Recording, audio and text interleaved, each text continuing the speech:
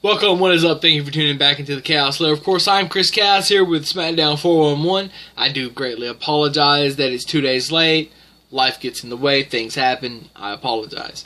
Moving on, let's jump right into the show. Shane comes out, beginning of the show, big announcement, Elimination Chamber, 2 weeks after the Royal Rumble, which I cannot wait for. We'll have the Elimination Chamber match, and it will be for the WWE title.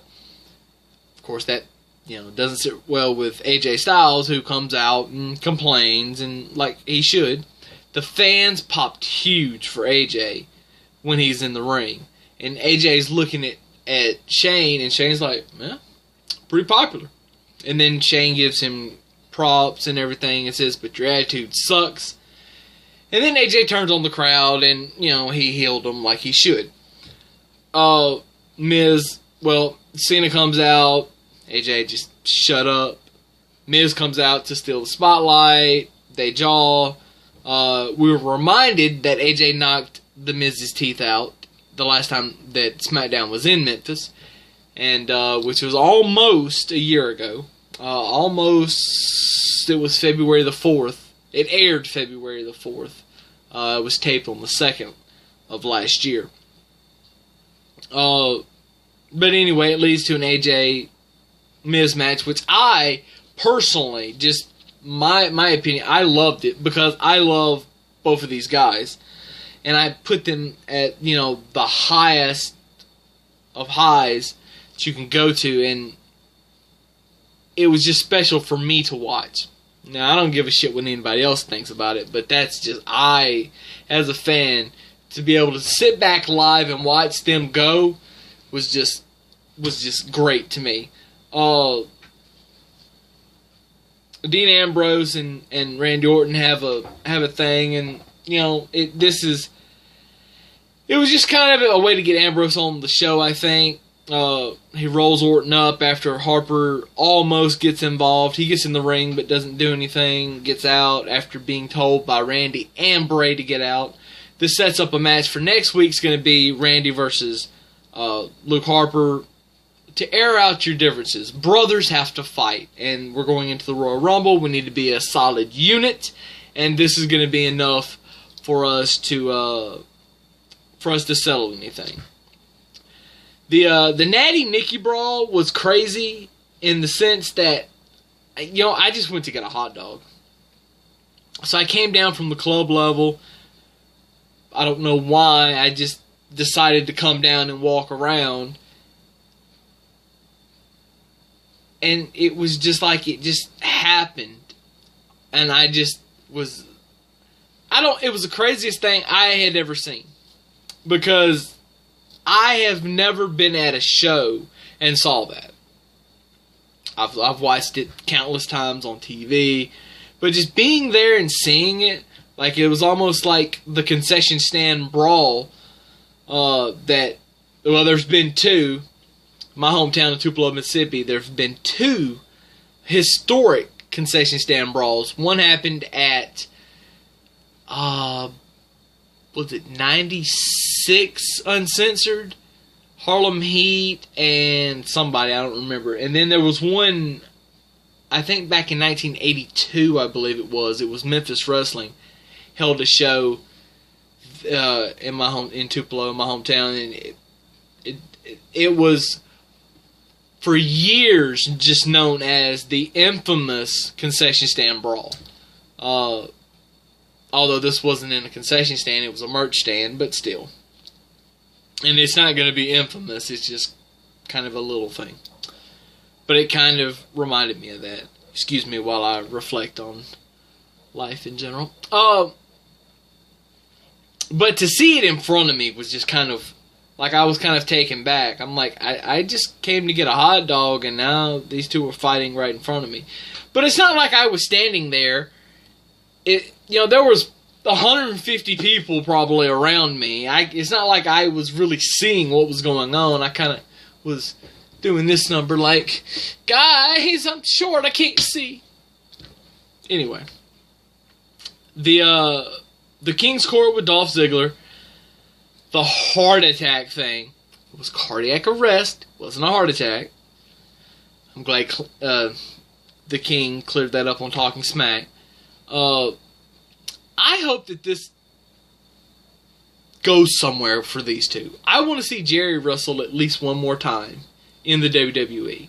The place that he has spent the majority of his career. I mean, basically.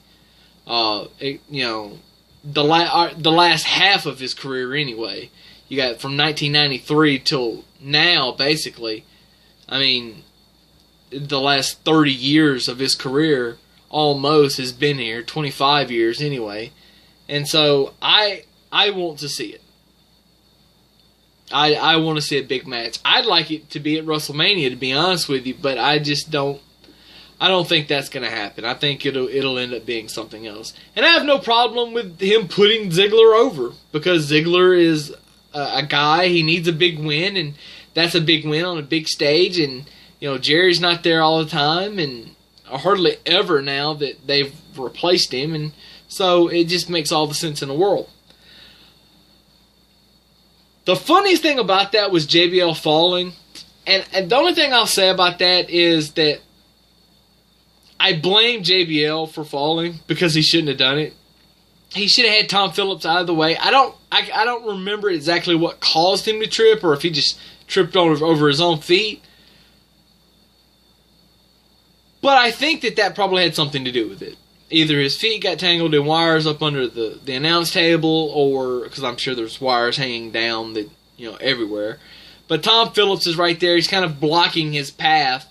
But he should have he should have told him a segment ahead of time. Hey, I'm about to do this. You're going to need to move so I can, or be ready to get out of the way quickly so I can get up.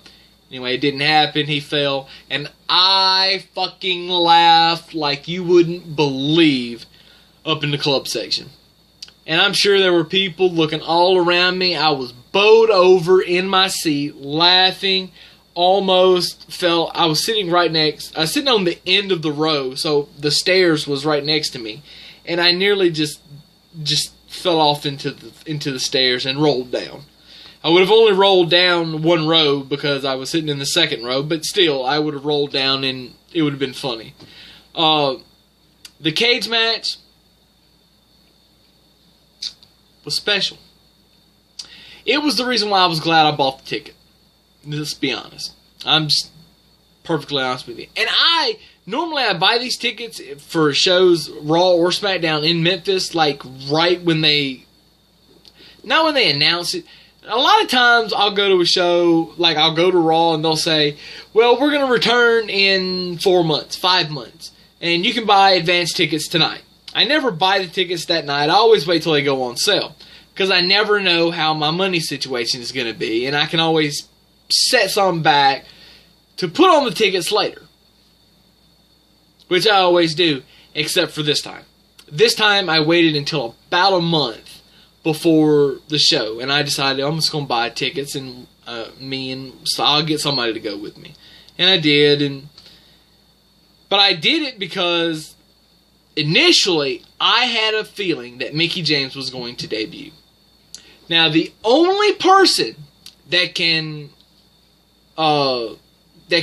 really have my back on this, because I don't think I tweeted it. I know I didn't really talk about it on social media. I didn't get up here on Twitter, on YouTube, and say this is going to happen. But I told my buddy J Ray, get at him on Twitter at Certified Grant and ask him, what did Chaos say? Why did he want to go? That is why I wanted to go. And I'm glad I did. And then the cage match was announced, and it was just phenomenal.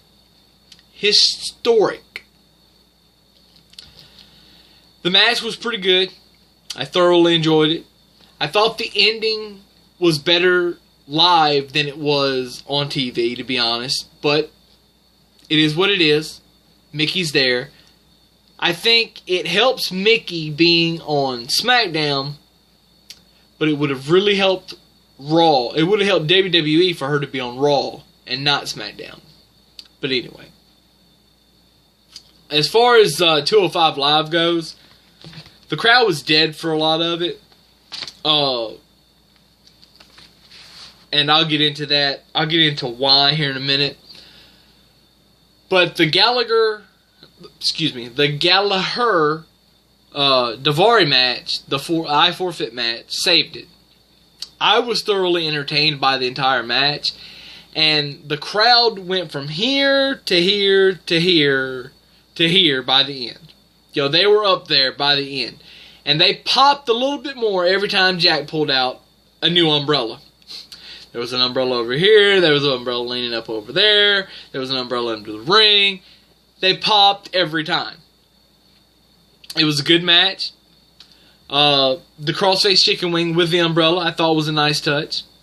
Funny thing about the crowd is they were dead for most of the 205 Live, and the reason is because it's taped after Smackdown. Now, I get it that WWE wants to use Smackdown to lead into the network, but I really think what they need to do is they need to take Smackdown, since Shooter is done on USA, at least for, until the fall or late summer or, whenever.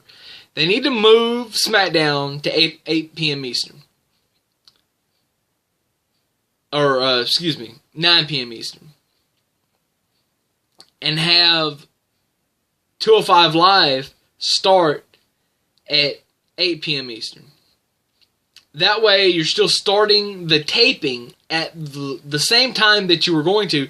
You're just taping that show first and then taping SmackDown second. So that way, 205 Live can stay live.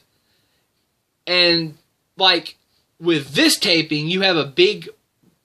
Not really it's supposed to be a blow-off match, but even though I don't think it's going to be, you have a big match like a cage match.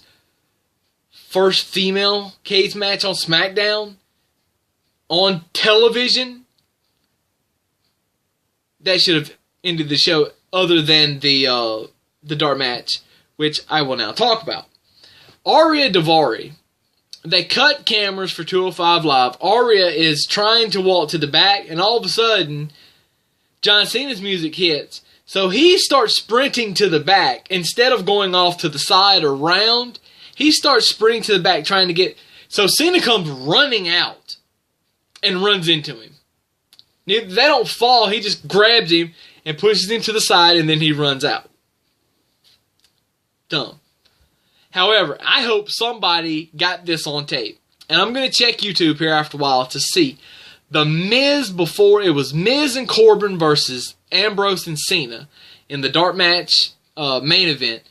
And the Miz cut the Andy Kaufman promo on Memphis. If you don't know what I'm talking about, go search on YouTube Andy Kaufman, Memphis Wrestling. Watch that, and then search and see if you can find the dark match after SmackDown, whatever, Miz imitates Kaufman. It was perfect. It was perfect. I loved it. And I hope Mike gets all the credit he deserves for that. Because I don't know that anybody else could have pulled that off. Especially his character being from Hollywood. I'm from Hollywood. You're from Memphis, Tennessee. It was great. Again, that was another one of those I nearly fell out of my chair laughing. Because it was great. Because I've seen that Kaufman thing 100 million times. It's just phenomenal. Anyway, that, my friends, is all I've got for this edition of the 411. I know it's been a little long. Of course, I thought I had to give a couple of comments on a couple of different things from my perspective. Anyway, that's all I've got. Deuces. As always, I will see you guys probably next week when I start my road to the Royal Rumble and give you predictions, thoughts, and the like. Until then, as always, Chaos is out.